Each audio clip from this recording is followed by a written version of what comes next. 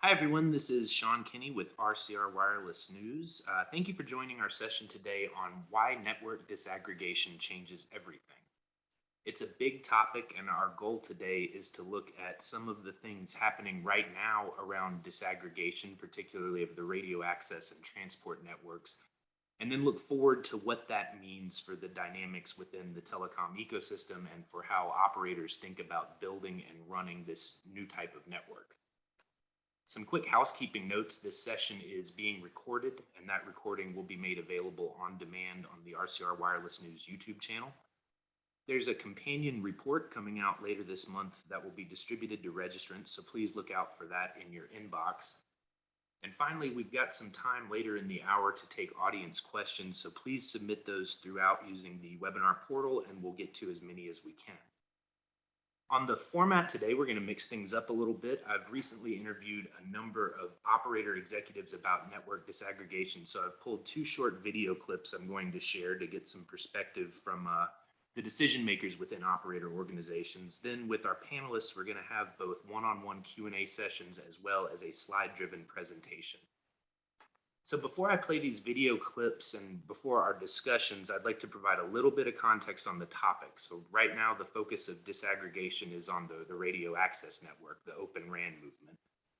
Decoupling RAN hardware from software poses a few challenges on the technical side and on the business side, but really maturing at a good clip. And a lot of that's due to operators really driving the effort.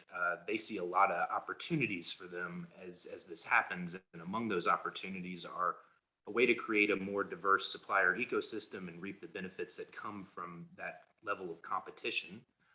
They can tailor the RAN to meet the particular needs of a deployment.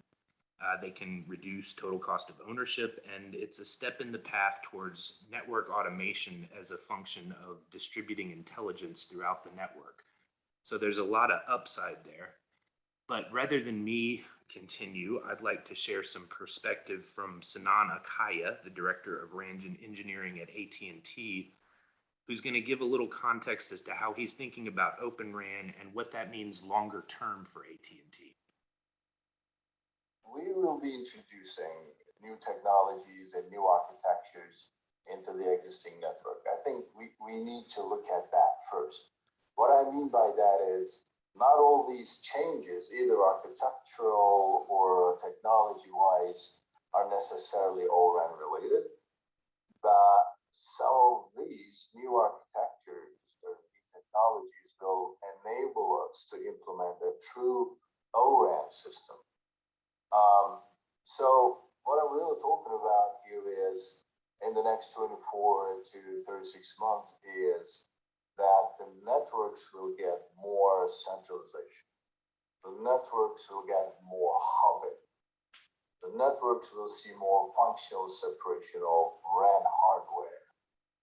In the context of distributed and centralized units, there'll be more virtualization of centralized units, and with that comes the new transport technologies. Well, all of these are important, and all of these are creating a new ecosystem of opportunities, if you will, which enables the operators for O-RAN implementation and take advantage of it. So you mentioned the in-building, that's also critical, but when it comes to in-building space, we're looking at RAN space with some new concepts. For example, the MAC, multi-access edge computing, and the private networks. Very interesting concept. And the traditional in-building space may actually look different in 2 years. And this may open a large space for O-RAN implementation in the in-building space. And why is that? It's probably the first things that come to my mind are the latency and the security concerns or sensitivity. And O-RAN may be a game changer in that field. Now, of course, all those changes come with some kind of cloudification, but we can discuss the impacts of the cloudification later.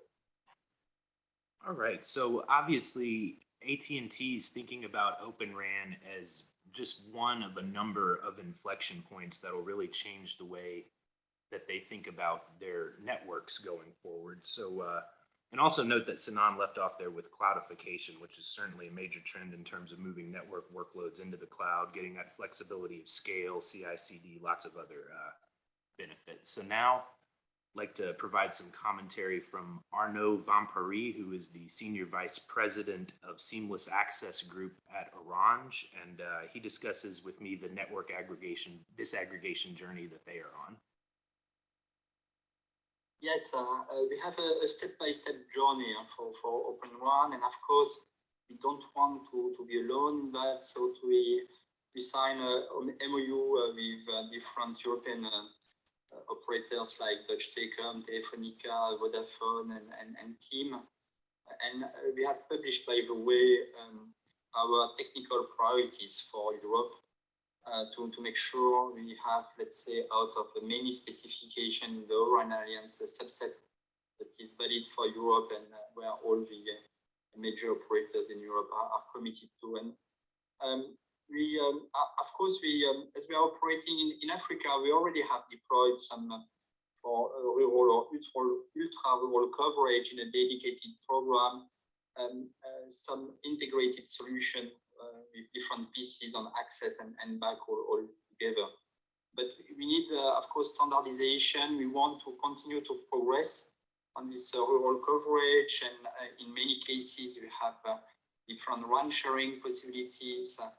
We have as well now a different infrastructure players, and we announced recently our total division with some infrastructure as well, helping other operators there.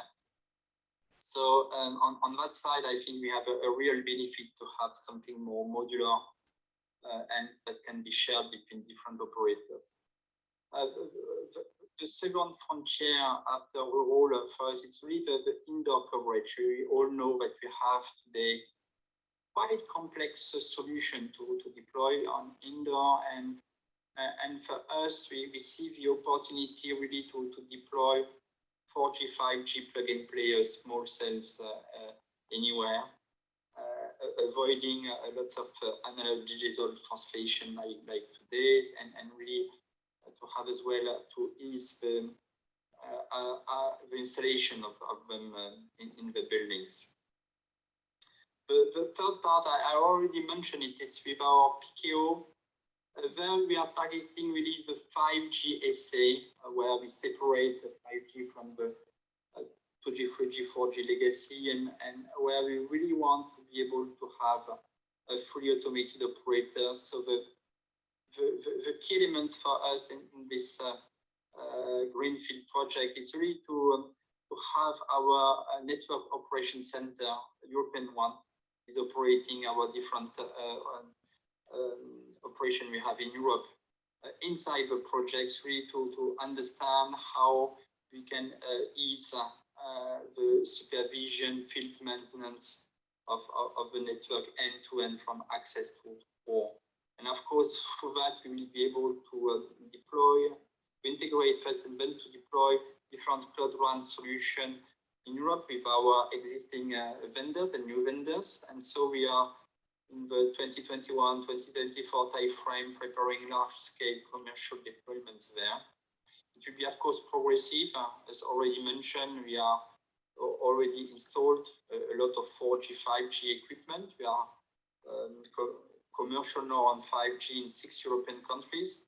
But step by step, we would like in 2025 to have 100% of our equipment that are, let's say, ORAN compliant, because it's really the technology of choice.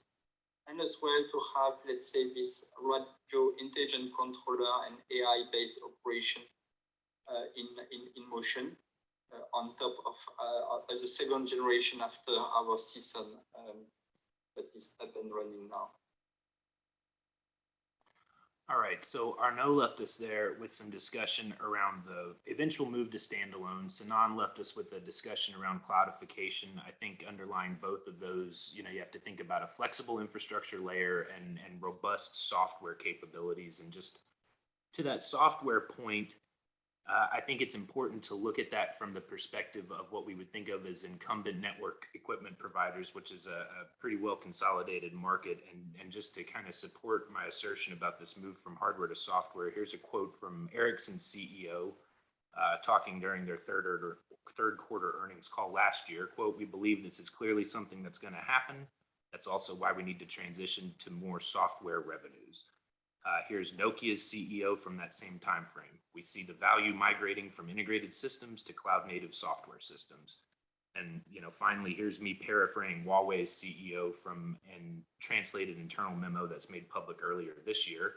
"We need to shift the focus of R&D, product development, and eventually value and revenue generation from hardware to software." So these companies, obviously face different geopolitical challenges, but the bottom line is the same. The incumbent network equipment providers understand that the need to shift from hardware to software-based revenues is key to maintaining and potentially expanding market share. And we will talk more about that with our next guest, Mr. Anil Bandari. Mr. Anil Bandari, Vice President of Product Management with Altiostar, a Rakuten Symphony company. So Anil, I'd invite you to turn your camera on. All right, well, thank you. Hi, Sean. Thanks for joining today, Anil. I guess to start off, could you maybe give us an update on Altiostar post-acquisition? So Sean, we are very excited to be part of Rakuten family. And we continue to maintain our same relentless focus that we had as Altiostar. Now we are part of Rakuten Symphony. We continue to maintain that relentless focus on providing open RAN solutions to our customers. And we continue to work with our partners also with the same spirit of collaboration and cooperation. From our perspective, internal perspective, obviously being part of Rakuten family, that provides us access to more resources and also various innovative solutions that are part of portfolio of Rakuten Symphony. So Anil, today we're looking at network disaggregation. Obviously, Open RAN, huge part of that. So maybe could you tell us a little bit about the deployment with 1&1 in Germany, and maybe highlight for us some of the outcomes that you would anticipate coming from that disaggregated RAN approach that's being used? Sean, first of all, just for the audience to know, 1&1 will be the largest greenfield Open RAN network in Europe. And here, in this particular case, Rakuten Symphony has taken lead as the system integrator as well as network designer. Now, the key outcomes that we are expecting as part of 1&1 are similar to what we have already seen with our deployment in Rakuten Mobile in Japan, which are first and foremost automation. There's a lot of emphasis on automation, including use cases like self-healing and automated deployment, so on. Second outcome that we expect, and again, this has been observed in Japan deployment as well, is that we will be delivering world-class KPIs in this network. And we will be deploying, thirdly, we will be deploying advanced capabilities, one example being massive MIMO. And all this finally should result in minimization of TCO for 1&1. So these are the four key outcomes that we are looking at. So Anil, towards the end of my bit of commentary, I discussed this growing emphasis among incumbent network equipment providers to move towards software. Altiostar, we've always been a software first company. So I was just hoping you could maybe share with our audience some perspective around what it takes organizationally to maintain that focus on software development. And if you were in a position where you had to make a pivot towards a software first type of organizational model, how would you do that? I think fundamentally it requires a change in mindset. I think all the key stakeholders in the organization they have to understand, right, that I mean, hardware and software both have a unique role to play in any network. But it is the software where one has the opportunity to bring rapid innovation in terms of feature delivery and also simplification of network operations through programmability. So I think once this aspect is clear, then everybody in the organization can be aligned. Another aspect is on the services side, right? So again, it's very important for everybody to understand that services delivery can be simplified both in terms of deployment services and operational services by bringing automation and through AI/ML in software. So this is another realization that should dawn upon the team, and they should focus on simplifying the services, delivery and operations related aspects. So, given the trends around hardware software disaggregation, the move to cloud native that we heard a little bit from both of the carrier representatives, I'm curious to hear from you at a macro level. What do you think is going to happen in the vendor landscape over the next few years? I see a couple of trends. One is where I believe that with this softwareization of the radio access networks, what it is going to do is it is going to lower the barriers of entry for newer players to enter the market, and that will bring more competition to the RAN market. I mean, as you know, right, over a period of time, there is a lot of consolidation that has happened in the industry, and that has reduced the competition. So I think this will bring more competition. That is one view. Second, in my view, what will happen is that operators will be increasingly involved in the design and architecture of their networks compared to their level of involvement today. And we are already seeing this with open RAN approach. Operators are deeply involved, and that will help them, come out with solutions whereby they can truly differentiate their networks from the other networks. So this will be another opportunity that Open RAN kind of brings to the table for operators. One last question, Anil. You discussed AI and automation capabilities that can come from Open RAN, and you sat on a panel at our Open RAN forum a few weeks ago, and one of the things you addressed was, while it's still very early in the 6G cycle, there's already discussions around some of the learnings from Open RAN being pulled forward and really kind of defining what 6G will be. I've heard it described as intelligent native or AI native rather than cloud native with 5G. But just maybe you can tell us a little bit about what you think will come from the work being done with Open RAN today that will apply to next generation. I think the architectural principles that are being evolved as part of Open RAN, right, for 4G and 5G, those principles will be must have for 6G, because 6G, as you know, I mean, one of the things that is being talked about is that 6G will support even higher frequencies, right? Because that's where the higher channel bandwidths are available, and 6G is all about multi-technology coexistence. So I think all this directly plays into what is being done with Open RAN. I mean, with Open RAN, we are talking about AI/ML for managing the networks, and when you have these higher frequencies, the number of base stations is going to again increase further from what we are talking about today for 5G. And also, open interfaces that we are talking about, those will become increasingly important if you are talking about multi-technology coexistence and cooperation. right, Anil, well, I really appreciate you taking the time to have this conversation, and thank you for sticking around and joining us later for the Q&A. And that's a good spot to remind our audience to please submit questions for the panelists, and we'll get to those later. So thank Sure. you, Anil. And now I'd like to invite Mr.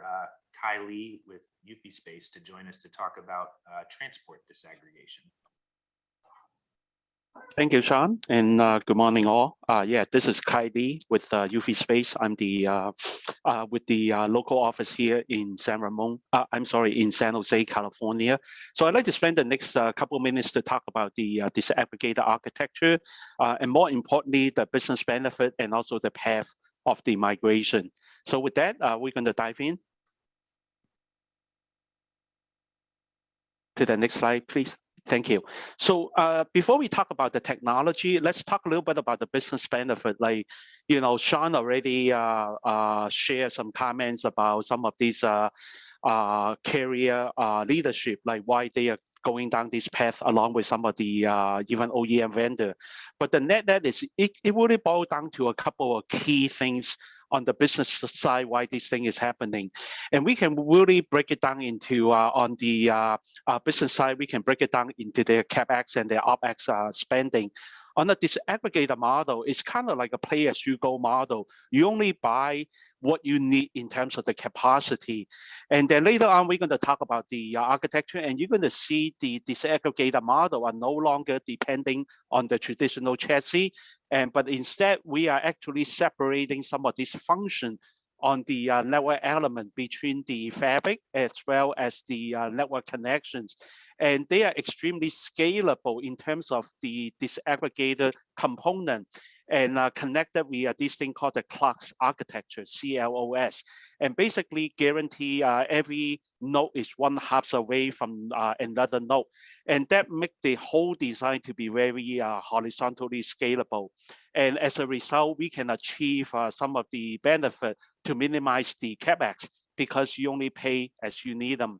And then on the OpEx, because we are leaning towards the open disaggregated architecture, and it's going to be a lot of openness. So we do expect overall the maintenance contract and all these things will continue to go down, and some of these proprietary maintenance service from a certain vendor will be unlocked, and eventually the saving will go back into the end customer. So to sum it up, this is driven by the business side with both minimizing the CapEx as well as the OpEx that we just talked about. And this is going away from the good old traditional chassis-based design from the OEM industry. So on the next slide, I'm going to go into a little bit more detail, you know, where to start and all that.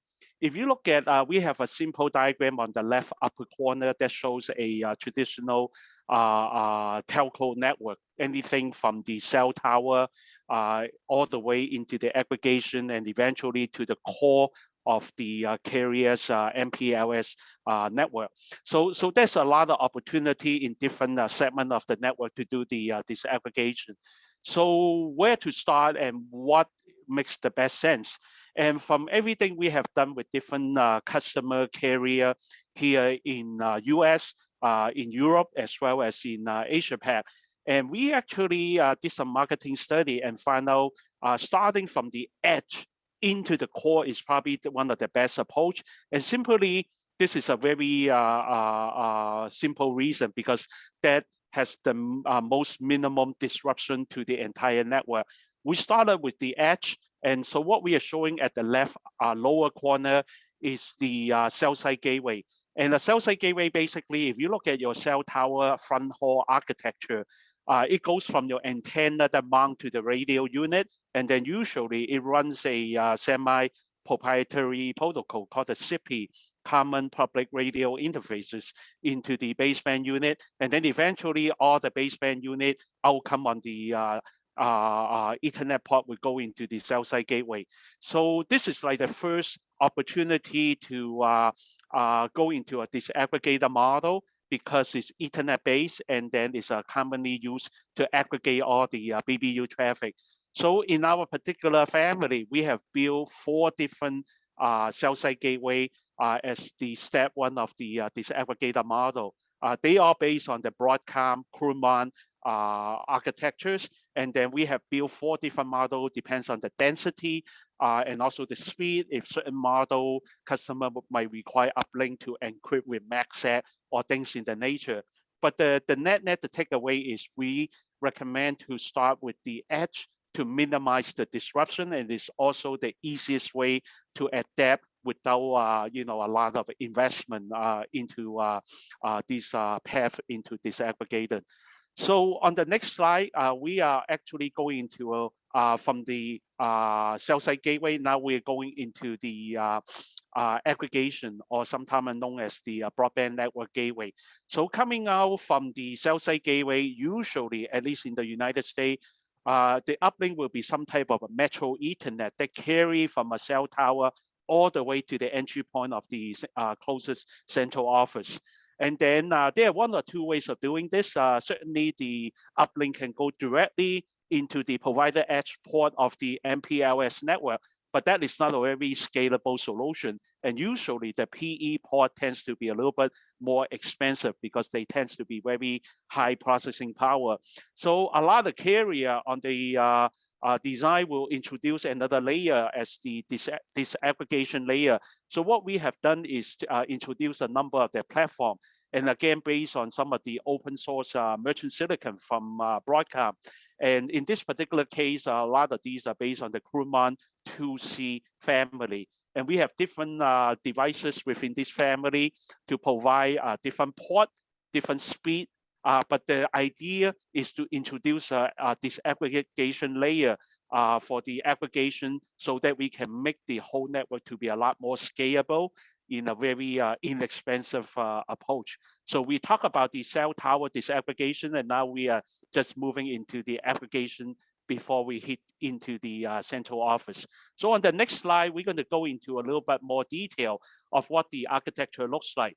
So in a disaggregator model, what you are seeing here is side by side a comparison of the traditional chassis on the left versus a disaggregated distributed chassis, or we call it the DDC. And what we are doing here is functionally, we are breaking this down into different pizza boxes. So we took the fabric and then we build a 2RU devices as a fabric devices. In this case, it's powered by the Broadcom Ramon chipset. On the bottom, and you see a different line card, and that it connect externally to the fabric. And those are powered by the Broadcom Jericho 2 chips. And then we support both the 100 gig and also the 400 gig. And if you go northbound on the top, we functionally build different boxes to behave as a controller so that the traditional route processor on the chassis now is functioning as another device. Now, again, why are we doing all this? To break it down by function? And it really boils down to one good reason, and that is scalability. So if you take a look at the one in the dotted line, now we functionally break down into many different pizza boxes.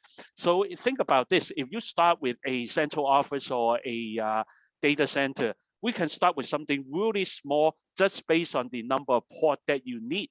As your business grow, as the traffic grow, we can scale the bottom half, the fabric and the line card horizontally. And then this thing can continue to scale up to a maximum number of ports that you need required by your environment. But the beauty is you only pay what you need at the beginning as the scalability that can help you to jumpstart your requirement and your business need. So on the next slide, from this architecture on this next slide, we are now putting everything together. This is the end-to-end. We put some numbers on it. So at the beginning of my talk, I talk about the starting with the edge, which is the cell site gateway, and then eventually into the aggregation. Then I talk about the core with the DDC, distributed disaggregated chassis. And on this picture, we are putting everything together for the audience with some label that we number them, starting with the 1 at the front hall, and then eventually the 2 on the cell site gateway, and then the 3 into the aggregation, and then the 4 into the central office. So we are putting together a end-to-end architecture, kind of in a 3D type of diagram to give the audience a pictorial way of the real how this aggregator can play from the beginning and eventually all the way to the end as the end-to-end solution. So that's the final architecture. And with that, I'm going to turn this back to Sean and happy to answer any question later on when we get to the Q&A. Thank you, Sean. Hey, thank you very much for the presentation. We sure appreciate it. And now I would invite Mr. Charlie Martin, Senior Consultant, Open RAN Product Management for Dell Technologies, to turn your video on. Join me for a little Q&A here. Charlie, thanks for the time today. You know, I think to start with, it'd be worth it for our audience to hear from you the big picture vision for Dell Technologies Telecom Systems business unit and just sort of your view on the market opportunity there. Yeah, absolutely, Sean. So most people today probably know Dell Technologies as a major provider of computers and laptops and servers to the enterprise market. And so if you look what's going on, what's been happening for the last 7-8 years with NFV software decoupled from and deployed on COTS hardware, commercial off-the-shelf hardware, that's us, right? And so that's kind of a given, but the way we look at it right now is that we'd like to be much more than that. Yes, we're going to supply hardware that's going to underpin RAN networks and core networks and all that in the wireless space, but the world's asking us to take a bigger role than that. And so a couple of the roles they'd like for us to take on is one, to get into the system integration, to become an SI. And so we're working on plans to do that. It's we're not completely there yet, but we're getting a lot closer. So we are working with RAN vendors and cloud software vendors and core network vendors to get their software into our labs so that we can train ourselves up. So, and we'll have agreements with those companies and have the technical interchange, the knowledge transfer, so that we can go ahead and do that testing, because as an SI, you have to have a strong system integration testing program to underpin that. So we're in the process of building out those capabilities. We're building out our labs in the Austin, Texas area to do that. And we're having our conversations with those partners to start that. And we believe that, you know, we can provide a necessary capability to the operators out there, the network operators, but also be partners with the vendors of core and RAN software, right? To be integration testing partners with them. So that's one is, you know, we have an aspiration to become system integrators, but also an aspiration one day to become turnkey providers, because we know that, you know, and I come from the, you know, what we call the NEP space, the network equipment provider space. I used to work for Nortel for a long time, for Huawei, for Ericsson. And one of the models that the operators like to have today is what you call the single throat to choke, the single hand to shake, right? And so they're still looking for that, many of those for that model. In today's, the way things are going with standards and disaggregation, it's possible for an operator to be the system integrator. They could take that on themselves. But in many cases, they haven't been taking that on themselves. And so they're looking for somebody to continue that model. So they're looking at us. Can we be a turnkey provider? Can we resell all of the components that are in the solution? Can we provide the hardware, but can we also, if we don't make the software ourselves, can we resell the software and then provide support, you know, level 1, level 2 support.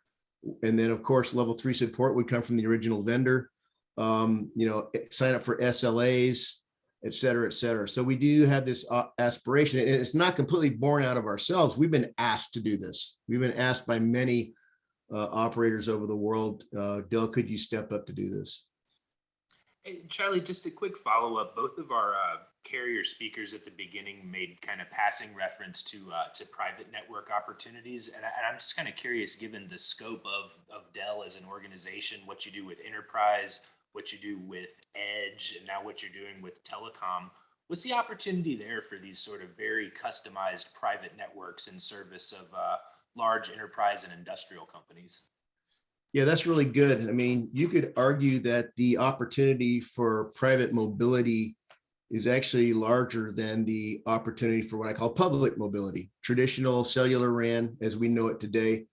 If you really think about what LTE and 5G, what they focused on, LTE was very, very simple. It was just high-speed internet access. If you really go back and you look at 3GPP documents and what they were, building LTE for, it was just one thing. Can I provide higher speed, better LTE access out there? And it was mostly consumer focused.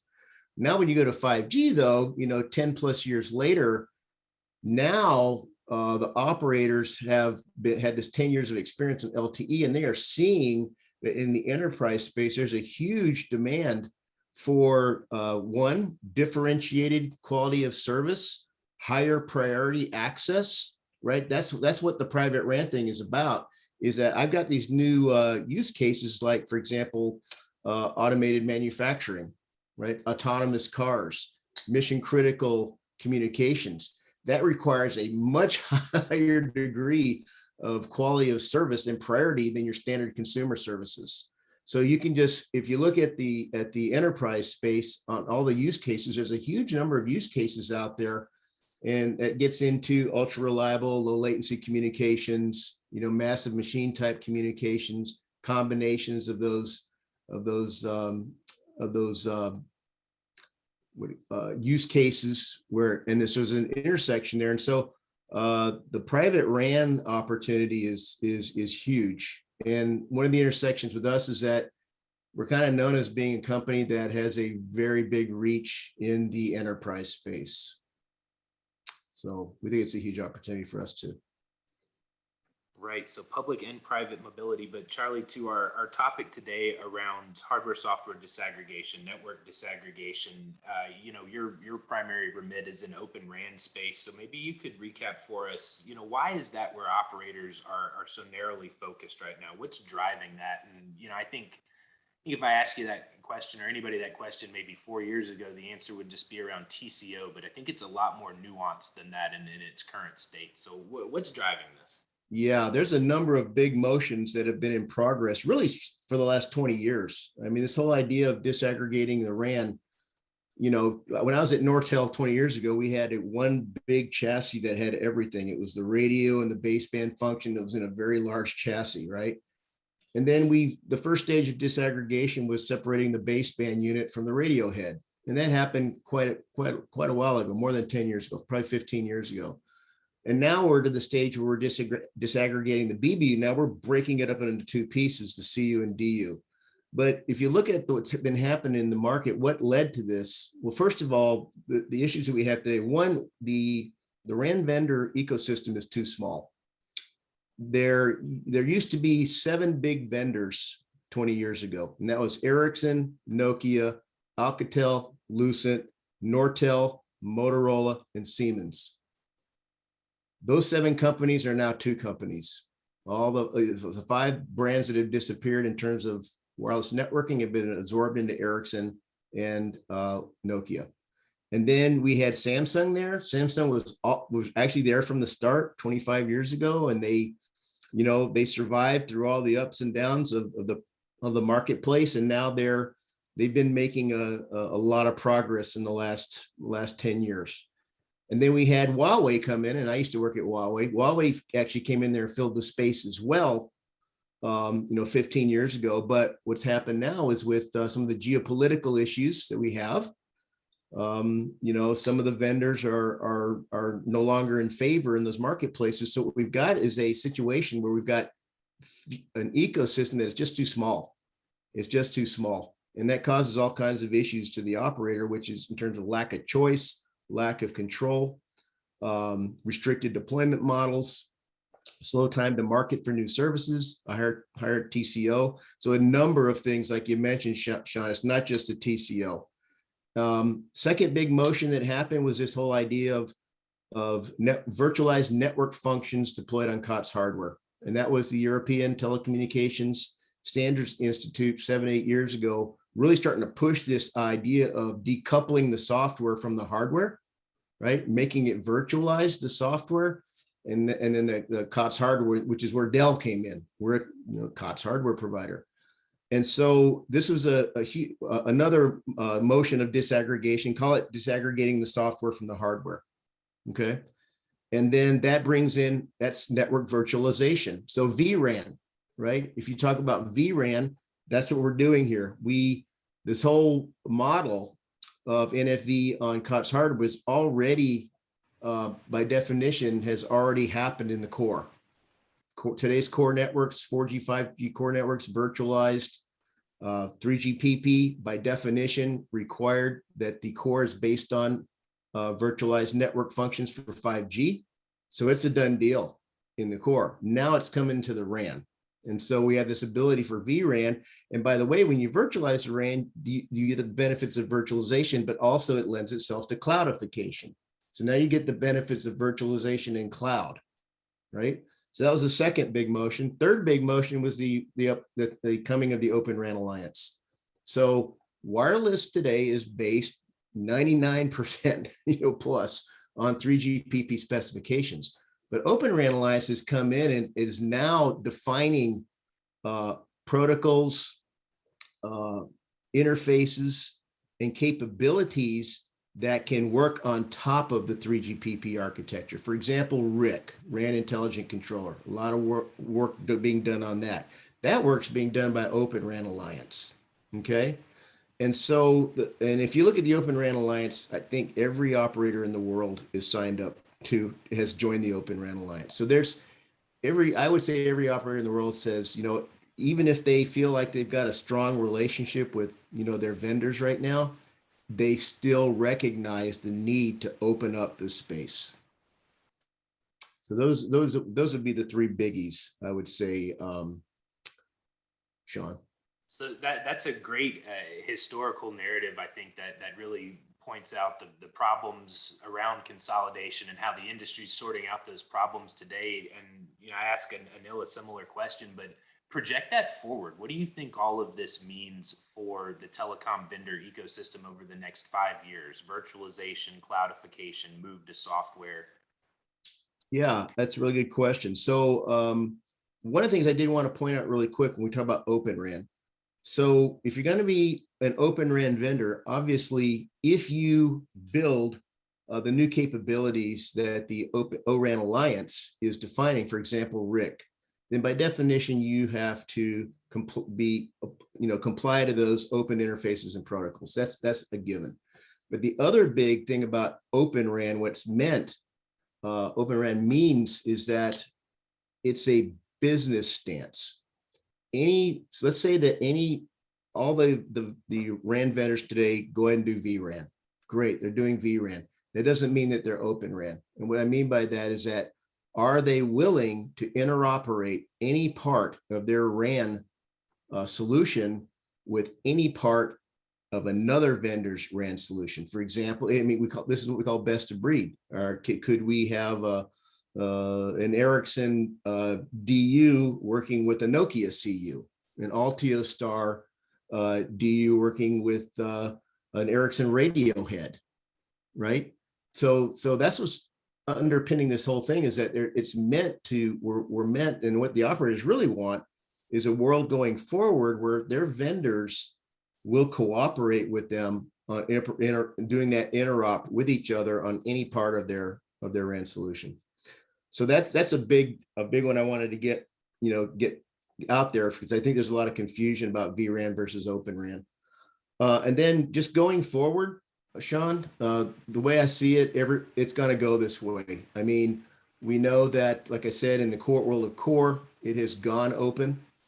In the world of RAN, it's a work in progress. So we have our vendors like Altiostar are working in the brave new world of Open RAN, or completely committing to Open RAN. Some of the the existing legacy, I shouldn't call them legacy, but existing NEPs such as Ericsson and Samsung and Nokia are still working through that process themselves of going to that model. And the first step they'll take is going vRAN, right? So I think, what was said earlier, I think, Sean, you mentioned, it was a quote from a Huawei executive talking about they need to become a software company. We're seeing similar thoughts coming out of the other RAN vendors. which is that they need to become a software company. So we see that they will form plans, work with vendors like ourselves on the hardware side to go vRAN. And then over time, it'll be it'll be a negotiation between the vendors and their customers and about going completely open RAN. Hope that makes sense. Absolutely. And Charlie, last question before we go to a group Q&A. At the offset of our session, you sketched out the vision for Dell's telecom systems business unit. And, it sounds very much like dependent on strong ties with other partners in the ecosystem and cultivation of that open ecosystem. So I'm just curious if you can give us a little perspective on what that ecosystem approach means for how Dell engages with carriers and how you engage with your technology partners. Yeah, really good question. And so in our role, since we don't actually make the RAN application software or the core network application software or the cloud software, for example, the kind of software that's provided by the VMwares, the Red Hats, the Wind Rivers, et cetera, we have to form partnerships with those companies. We have to sign agreements between us, right? And they have to cover a variety of topics. Can we be partners with you on integration testing? Can we be partners with you on selling services, right? Can we be partners with you on, for example, deployment? That's a big one. Can we be partners with you commercially? Can we do validation for you on behalf of our joint customers, right? Would you allow us to do that? So those kind of agreements have to be forged. And one of the things that we always have to remember, that I always have to remember, is that there always has to be strong value on the table for both parties, right? So if we're going to, carve out an agreement with an Altiostar or an UFI Space or a VMware or a Red Hat, then we always have to remember that first and foremost, there has to be, strong benefits for on both sides of the agreement, All right. And then in terms of working with operators, we just have to be very clear about our capabilities that we have today, our plans where we're going to, and to, get their feedback and also enlist help as well. If they'd like us to do that, we'd like their help in getting there to do these things. All right, Charlie. Well, thank you very much for this one-on-one. Now, Anil, Kai, I'd invite you to turn your cameras on and we can go through some questions from the audience, and you can continue to submit those if you'd like for the people that are tuned in. Anil, this first one, where exactly is the hardware located when you think of the DU and the CU? And I mean, I'll give you the short answer is that it depends, but maybe you draw from your deployment experience to talk through some of the considerations operators go through as they figure out where to physically locate these different functionalities. Sure. So yeah, a great question. So as you rightly said, Sean, the DU location is governed by the capability of the transport that operator has. The front haul, which is there between DU and RU, that has certain latency and jitter requirements, which can be typically met by using optical transport. So to give a summary, what I'm just trying to highlight is that wherever optical transport is available, in such cases, DUs can be deployed in what we call as edge data centers. Wherever optical transport is not available, in such scenarios, DUs will be typically deployed by the operators at the cell site locations. The CU and DUs, they are connected through mid-haul, and mid-haul does not have very strict latency requirements, and therefore between CU and DUs, any kind of transport can be used. And essentially what that means is that CUs can be more centralized. Now, one thing that I want to highlight is that in 5G world, obviously, there could be some low latency use cases, and the CU is further split into CUP and CUCP. So CUCP is definitely centralized, but the UP could be deployed near the location where the traffic is. So maybe CUPs for certain slices could be deployed in either edge data center or even at the tower base. I hope that answers the question. Yeah, thank you very much. Kai, a question for you, and this was referenced in the AT&T speaker's presentation, but this move towards centralization of baseband resources, small cell densification relying on front haul, and then Anil just pointed out, this move to the edge where you can put some RAN functionality. I'm just curious from your perspective, based on your conversations with operators, how are they thinking about the evolution of their transport network in tandem with the disaggregation of their radio access network? Right. So disaggregation, thank you, Sean. To answer, the high level answer is disaggregation is not only happening at the front haul, but also happening in the backbone of the network. So all these are happening. Architecture is slightly different, but the concept is the same. So going back to answer your first original question, how the front hauls behave and all that. Anil just talked about the DU eventually to the CU. And that is something happening, with the newer 5G architecture.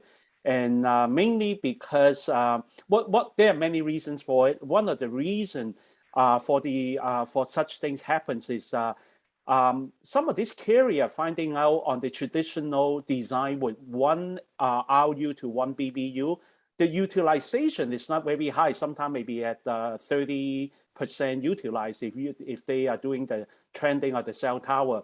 So the question came up, can we support multiple cell tower going into a central pool of BBU pooling? Can we virtualize the BBU? So for example, this thing make a lot of sense. If you are in downtown Los Angeles, you're in New York City, in Manhattan, when you have a very high density of population that using the 5G services, can I have a number of cell tower, but homing back to a single virtualization of the BBU? And that concept came up so that we can better utilize. But you cannot do this with the traditional CP common public radio interfaces. And you will need something a little bit more open. And that introduced a different idea of the front haul gateway, of how we can do a radio over Ethernet, which is a IEEE, if I remember correctly, it's IEEE 1914 or something like that. So these specifications are becoming more public and adapted by different vendors. So with something more standard and more common, I can be able to virtualize my backend BBU and still have a number of cell tower and come in and better use the pooling. And that introduced the concept of the front haul gateway on the front haul as part of the disaggregated and virtualization architecture. So so that's kind of a little bit more technical detail on that part on the front haul. Charlie, you kind of hit on one of the key criticisms of Open RAN, and that's, if I bring multiple vendors into my radio network, who do I point a finger to when something goes wrong? Who do I call when I need something fixed? And I think that's been kind of a consummate criticism. And then you mentioned Dell's ambition to stand up system integration services and deliver end to end. So, I mean, is that the only answer, a strong SI? Or what about this model where operator acts as their own system integrator? Just what do you see as the challenges to that model, the benefits of going with a third party? Yeah, so that's a good question. So, and to be really direct, the operator always acts as a system integrator at some level. For example, on the user equipment testing. So it's typically what I see is operators, they will handle that. They will own the user device to network testing because that's near and dear to them, okay? And they need to control that. So they will handle the that level of integration of user equipment to network. The other thing is that they will, many times they will handle what I call the higher levels of system integration. So there's, if we're in the RAN or core world, we tend to look at these diagrams that it's got our stuff on there. But the operators have to integrate a lot of stuff that's above and beyond that, right? So they've got to integrate their OSS systems, their BSS systems, their billing systems, right? Network monitoring systems, the stuff in the NOC. So there's a lot of stuff up above and beyond the RAN and the core that they have to integrate, and many times they do that themselves as well, depending on the operator. So the question then is, if you're just talking about the RAN, if we restrict this to the RAN, what they usually like to see, and for those operators who do that, the final integration with devices, with OSS and BSS, they would like to see the RAN solution completely integration tested, and also functionality, performance testing, all of that before it's handed over to them. And so they like to see something that's at a pretty high degree of reliability. Okay, it's working well, it's pretty bulletproof, mostly bulletproof, hopefully completely bulletproof before it comes over to them. And then they would love to see that integrated with the core solution as well before it comes over to them. And in many cases, in Ericsson could do that. They could have, here's the RAN solution, the legacy RAN solution is integrated with their EPC core stuff. Then they go ahead and certify that and pass that on to the customer. So the operator would like to see that, I believe. As far as I know, no operators have ever, on the RAN side said, I'm going to do all the radio stuff myself, and then, and then the baseband stuff myself. They typically get that as a package. Okay. And so I think there's going to be a desire for them to still get that as a package, if that makes sense, Sean. Yeah, absolutely. And then I know we've got a question here from the audience that I know you can answer for us, but I'm going to maybe contextualize a little bit more. You mentioned gained a lot of experience during the Rakuten deployment in Japan around interoperability and that kind of part of the deployment. So I'm curious, with 1&1 in Germany, are you finding that you're able to focus a little bit more on getting to deliver some of these automation sort of benefits that they would expect to come from the RAN intelligent controller, and even infrastructure automation for the physical deployment out at the site? Yeah, Sean, definitely. I mean, as you said, we have really, as far as the radio integration is concerned, we now know the process. We have gone through multiple integrations. So now that's a well-defined process, and we are able to kind of, integrate multiple radios in parallel. The other area that we did spend a lot of time, even in the Rakuten mobile deployment in Japan, is on the automation. And what we are doing is that we continue to look at different use cases that emerge based on our experience, right? And then we try to see how those use cases can be automated, right? Both from deployment as well as operations perspective. So that is the other, you can say, ongoing activity. And then, yes, as far as RIC is concerned, again, that's another, RIC is an emerging area in my view. And we are certainly focused on that. We are working on some of the use cases which we believe will bring immediate value to our customers. So already we are working on those use cases. All right. Well, gentlemen, we're going to run just slightly long, but I want to give an opportunity for some summary comment here. So Kai, maybe we can start with you to the members of our audience, both operator, vendor, and other. What summary thoughts would you leave them with based on the discussion we had today, which I know was quite broad, but what's the takeaway for you? Sure. I'll summarize this into 2 key points. Disaggregation is happening, although it's quite challenging. I think it's more folks in the industry know this is happening, but would like to wait, kind of see, how this might evolve, kicking the tire, that kind of things. And I totally can understand, because it could be risky, especially if you're an operator. You need to provide your 5 nines, 6 nines type of availability. And that's why we prepare our presentation to start with the edge going into, the aggregation and all that. So certainly there's some risk to it. But I think on the benefit, which is my second data point, is we talk about the benefit on the business side with lower CapEx and lower OpEx, because things is going to become a lot more open. And then when we look at the overall spending, it's not just hardware, software. It's actually three things. It's hardware, software, and also your service contract. And then we also learn from our customer the amount of achievement that they can lower their maintenance contract by not depending on a closed solution. That is a pretty tremendous investment upfront to trying to get to that point. So those are the two key data points. It's not easy. It's going to be some hiccup, and I want to be just honest and with the audience. But eventually, just like anything in life, we go through the hump and we'll see the light on the other side of the tunnel. Eventually, with both the business saving and also the flexibility on the technology, Sean. Anil, any final thoughts from you?